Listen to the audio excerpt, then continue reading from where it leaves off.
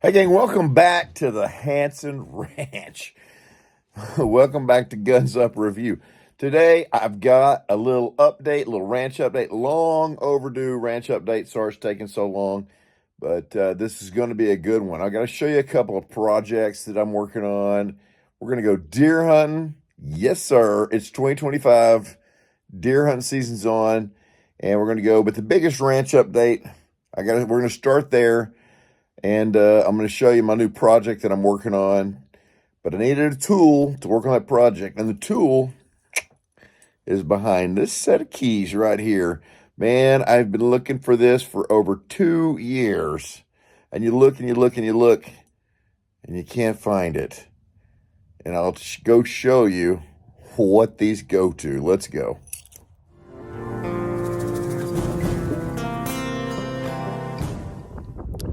Here we are back outside in at Hansen Ranch. Glorious. You don't know what glorious is. Look at that. There's the taco. You got to see this. I got to show you real quick. I striped the taco. Wait a minute. Look at this. All right. Tell me what you think about the new stripe kit. And it's one of those deals, you know. If you know, you know. It's so cool. Another really nice update is this new shooting bench built by my buddy Brad and his son Kyle, and it is concrete into the ground. I'm talking about 4x6 treated posts in the ground, and this thing is stout. Gun racks on the side, nice seating platform, and this is going to be here for a long time. And what we need now is some targets. That's what we need. So downrange there, okay? That's new too. That's a tank. It's going to hold some fluid to power the thing that I'm fixing to show you.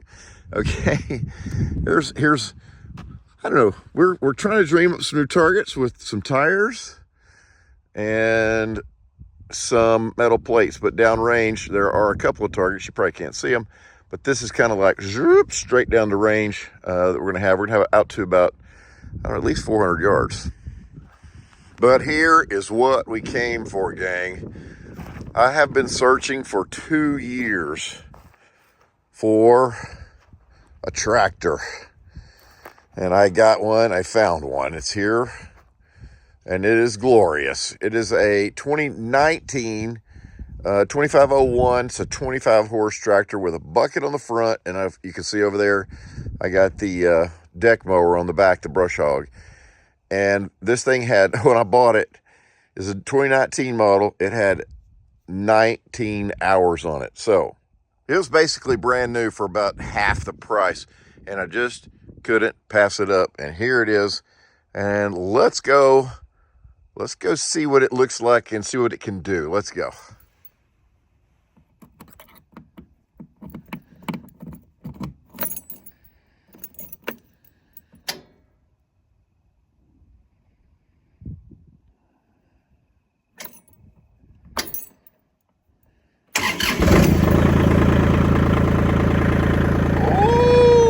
Glorious. She's running.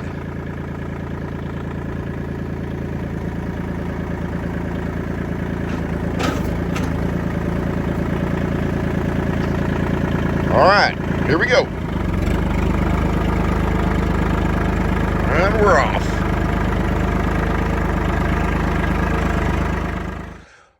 So one of the places we have here is what we call the watering hole. And it's this 700-gallon, I think, cattle tank here, and it's got a float in it. You see a little yellow float over there. As the float goes down, it opens the valve and lets the water come back up.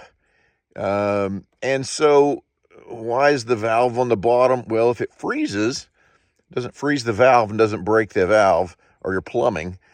And what we're doing here, what we had was that big animals can drink out of it, but little ones had a hard time, and so they'd hop up on the edge, and if they fell in, you're doomed. They can't get back out because it's slick plastic. So what I've done is I've built me up a little berm here, and look at the footprints on this thing, right? I mean, it's just stomped all over. So they're using it, and then you can see the very edge of it right there. I built a ramp that goes, it's a expanded metal ramp that goes down into the tank. So if something were to fall into the tank, it can swim over to this ramp and it can climb back out. and get back out. And we've got some goldfish in there, and we got a lot of frogs in there. But anyway, it's starting to get cold. Don't know how long that's going to last, but the animals are using it. So this is for smaller animals to get a drink, and the big ones can, of course, just stand out around the edge. You can see we got a feeder over here. So this is the water hole. So one thing with the tractor I've done is just, move some dirt, fix that. So way to go, Kubota. Let's go. Let's go look at our secret project, though.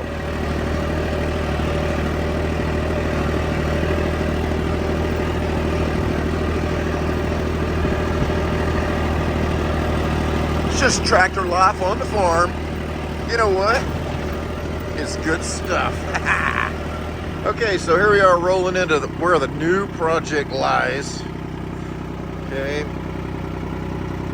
I needed, this place is it's a desert, basically pasture land, and there's not a lot of water here. Matter of fact, no water. So what we're thinking about doing is, building a pond. That's what we're thinking about doing, building a pond.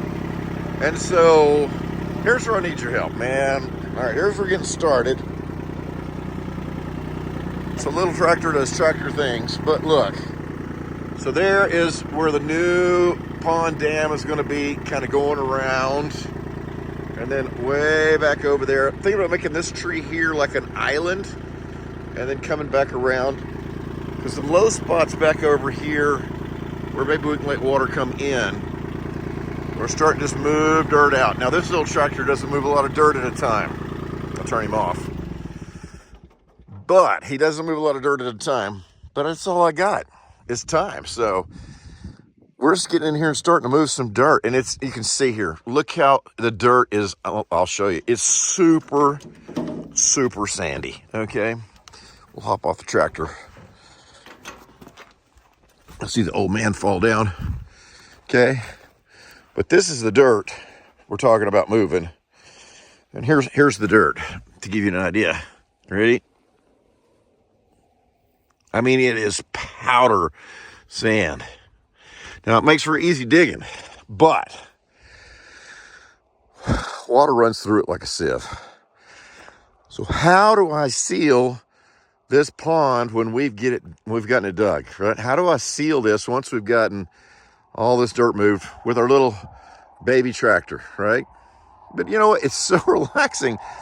What boy doesn't like to come out and just dig in the dirt? Everybody, if you want to come dig in the dirt, let me know. I'll put you on the tractor.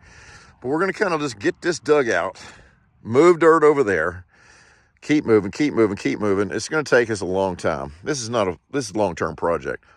But I got lots of time until next September, basically, when I'd like this thing to have water in it.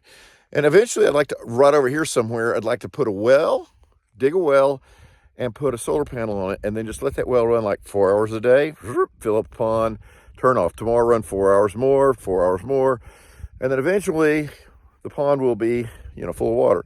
And the idea is to get dove in here. Oh, I'd love to have a little pond, have one little pier on it with a chair on the end of it, and I can come out here and I can stock it with brim, I can stock it with bass, like catfish, and just come out here in the quiet and just put me a line and a grasshopper on there and throw it out there and just, oh man, I dream about that. It's just something else. Problem is, I need this to hold water. So how do I do it? Option one, clay. Get some clay trucked in here and get this whole thing lined. Clay is about $10,000 a truck out here, I guess. I don't know how much it is, but it's expensive. I don't know that I could do that. I'm near Post, Texas. So if somebody around here knows that, hey, I know somebody that's got a truck that can haul clay, we'd love to have a place to put it. Well, I got your spot. Other option is to line it. Now, I'd love to find some like a pit liner or something like that. Some of my old students maybe have an oil field job, and where there's an old pit liner that they just pulled up after a job and they got to get rid of it. I'd love to have it, man. I'd love to have it to seal this up. I'm a little worried about just a lightweight liner, like a, polyethylene, black polyethylene liner or something like that. Because, I can put dirt on top of it once I get it lined, right? The whole thing. I can put dirt on top of it to kind of protect it when the animals come up and step on it. But I don't want a deer or something in the mud poking a hole in a liner, and then I got a leak. I'm a little bit leery about that one, but realistically, I don't know. That may be my only choice. I don't know, but it's kind of big. If you're gonna have a pond, make a big pond. So, but anyway, this is gonna take me forever to dig. But we got to start on it. That's how you get started on big projects. You just got to get started, right? Just like making a YouTube channel. I've talked to lots and lots of people, and they're like, I don't know how to do this. I don't know how to do it. But the way you do it is you make one video, and it's going to suck. And then you make another one, and it's getting better and better and better. Or you'd be like me and just make bad videos all the time. But anyway, so there's the secret project. If you know somebody that can help me with this dirt, what do? How do I get this sealed up? This sand, okay? I don't know. So I'm at a loss, and I need y'all's help. So some of you oil field guys that are out there, you may have a better solution than that. Let me know, because I am all ears. So I want to know how to seal this. But this is going to be a long-term project. We're going to be digging on this probably all summer. You just come out a little bit when you have free time. You dig a little bit. It's fun to get on the tractor and just dig. Just dig. 3 or 4 hours and you made a hole. But eventually you move enough dirt that you got a pond, and that's what I'm looking forward to. So anyway, the sun's going down. Let's end this episode with a good old-fashioned West Texas Hansen Ranch deer hunt. Let's go deer hunting. Here we go. I'm in the stand. I have been feeding, watching deer all year long, and it's that time of year to go see if all that hard work paid off. And I'm going to tell you now that I've been hunting, and I just think I just knocked down, I hope, we're going to find him together, one of the biggest bucks I've ever seen. So let's go see what we can find. So there she is, the old trusty 7 mag model 700. Here's my view out my window. There's some feeders over there, and then all these windows are shut so they don't smell me, because I'm only like from that feeder maybe 15 yards, 20 yards. I think the feeder exactly 20 yards. This is really set up for bow hunting. But I just killed a deer right over there. I didn't kill him over there. Well, anyway, there's blood on the ground going off. Let's go see if we can find this and see what's up.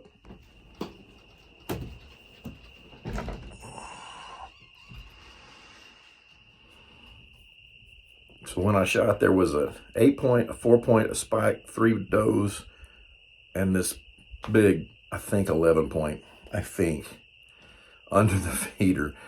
And when I shot, stuff went everywhere, so there's nothing here now. So all right, we're going on the mission to find the deer, hopefully. Maybe. Okay, I am so nervous. The deer was going 100 miles an hour when he went out of sight. I don't think he went very far because he was bleeding like a lot. I could see it coming out of him. So let's see what we can find over here. That's not good.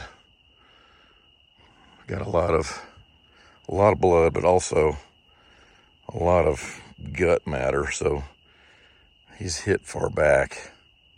Dang it.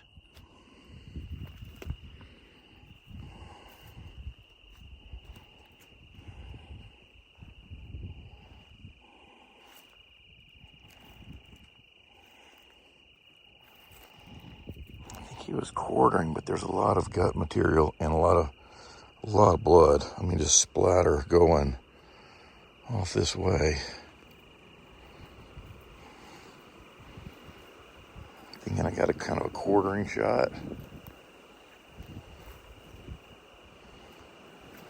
But I certainly don't want to push him. You guys, I shot that deer, hit a little far back. I don't know. It went through his lung and then into his gut, and there was a lot of gut, and there was a lot of bright red blood coming out of him. And I followed the trail for about maybe 20 yards, and it just absolutely dried up. So I walked kind of one loop down the fence line, make sure it didn't cross the fence into the neighbor's property. And then I just came over 20 yards and just walking kind of back towards the truck. Sunlight's going down, sun's almost down. It doesn't look like it, but it's going down. And you get that, I think I'm going to throw up kind of feeling, man. But look what I just stumbled on. I think it's our buck. I haven't seen him yet. That I have been hunting all year. I've been watching him when he was in velvet. And good Lordy, look at this deer. This is a deer I've been calling the G2 buck. Number one, he broke it off, man. He had a split G2 right there. He broke it off. But check out these brows, man. He broke off the split G2. Dude, you were fighting too much. Man, what a deer. He is head and shoulders above everything else I've seen so far on this place, and super proud of this buck, man. Golly. I can't believe he broke that off. He was 11 point. We'll get a better shot here in a sec.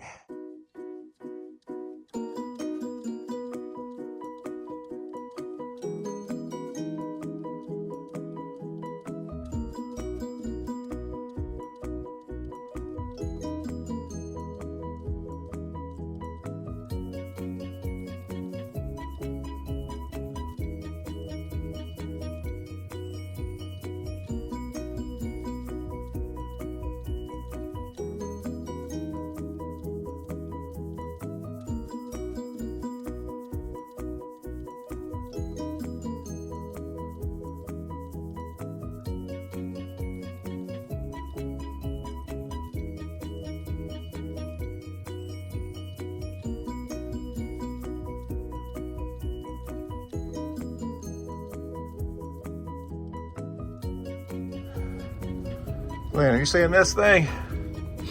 Let me put my hand on here for reference. Bam! Bam! Look at that dude, man.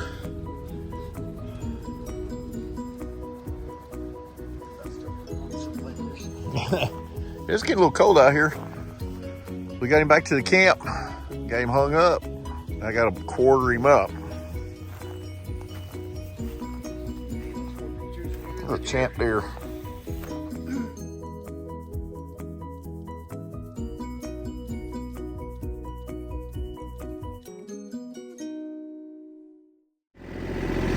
Also, I hope my wife can get blood out of my pants. Ah, looks like a murder scene over here.